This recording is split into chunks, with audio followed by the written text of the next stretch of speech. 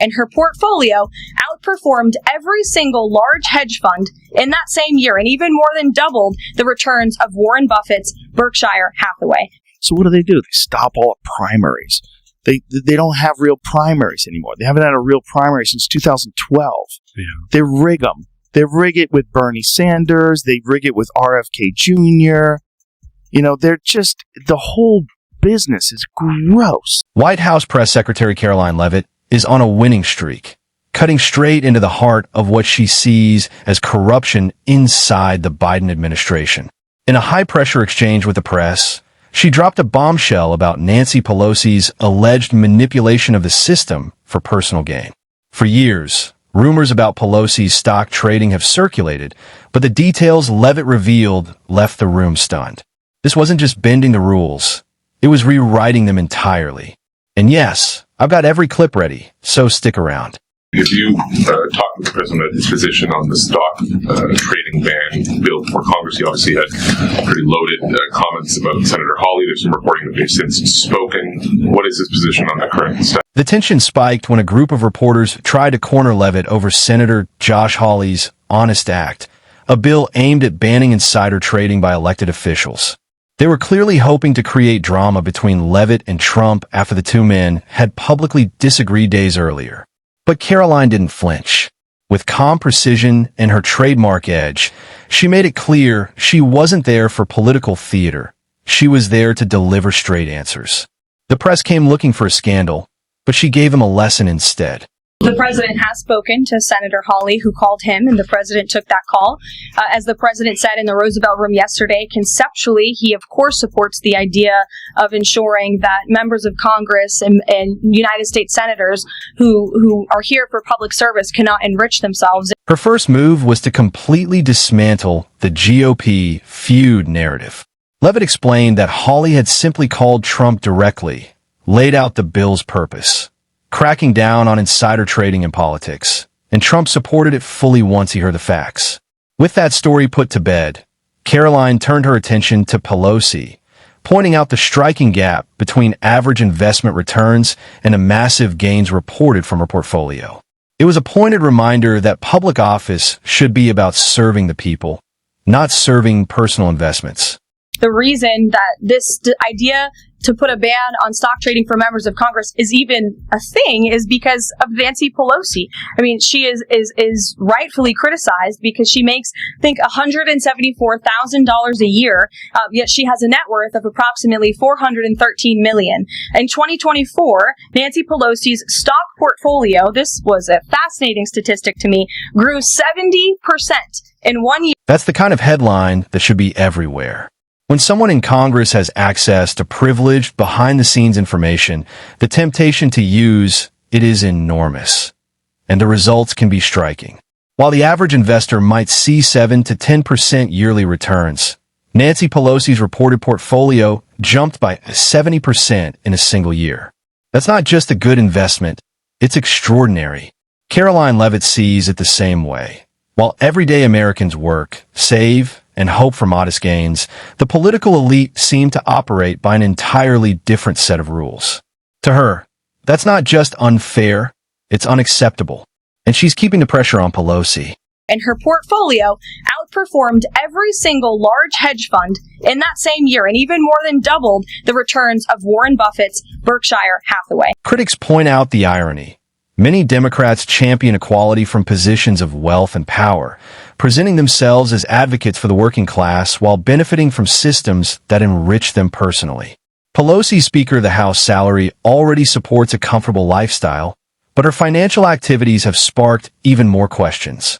To observers like Leavitt, it's a clear reminder that for some in Washington, public service looks more like portfolio management than representing the people.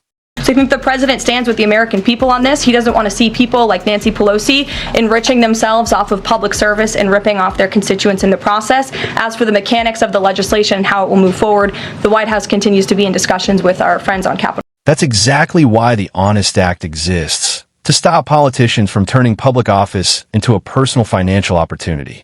Lawmakers take an oath to serve the American people, not their investment accounts.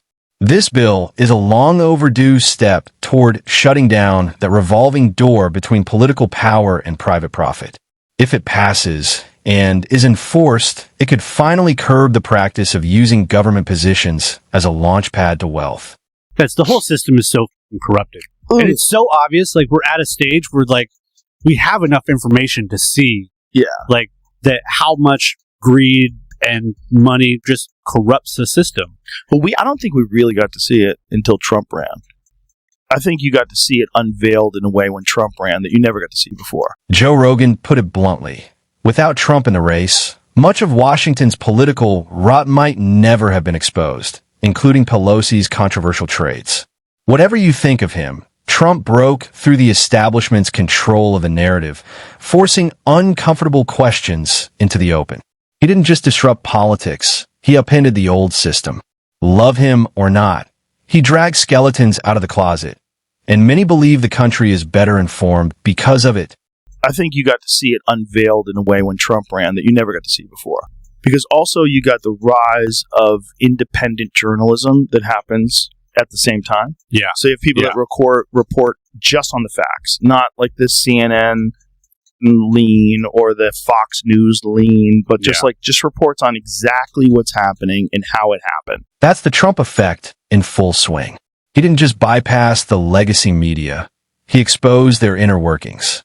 Rather than chasing airtime on networks closely tied to political elites, Trump went directly to independent outlets and podcasters where he could speak without filters. He saw the game for what it was. Legacy media wasn't just reporting news, they were shaping it to fit a narrative. Behind the scenes, journalists and politicians often mingled at high-profile events, forming relationships that blurred the line between coverage and cooperation. In that environment, uncomfortable stories could quietly disappear. Trump shattered that arrangement, bypassing the gatekeepers and putting the microphone directly in the hands of the people. And that, more than anything, is why the establishment turned against him, because he pulled their dealings into the daylight. If you're paying attention and you follow those people, and a lot more people are than ever before, you get a way different understanding of how gross this game is. Yeah. And because the guy was so polarizing, and because he was such an easy guy to turn into a like you pointed to him, you're like, this is him. Look at the way he talks. Yeah. He's going to ruin the world. It's a threat to democracy. And that's exactly why they went after him so relentlessly. Trump had no interest in the backroom deals or political handshakes that have long defined Washington.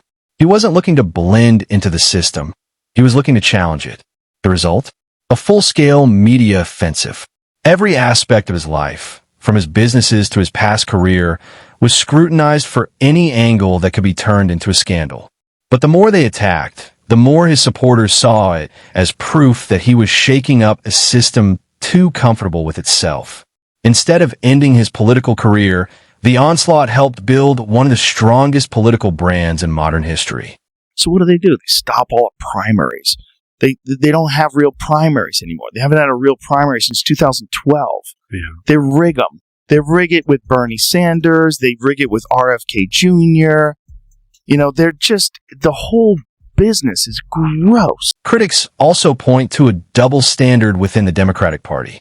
While they speak passionately about protecting democracy, their own process hasn't featured a truly competitive presidential primary since 2012. Rather than letting voters decide, party leaders often rally behind pre-selected candidates. If Republicans operated this way, it would be front-page news for weeks, but when Democrats do it, the media is largely silent. This do as I say, not as I do approach erodes trust. Trump called out that inconsistency and refused to play along, which is exactly why he remains such a threat to the political establishment.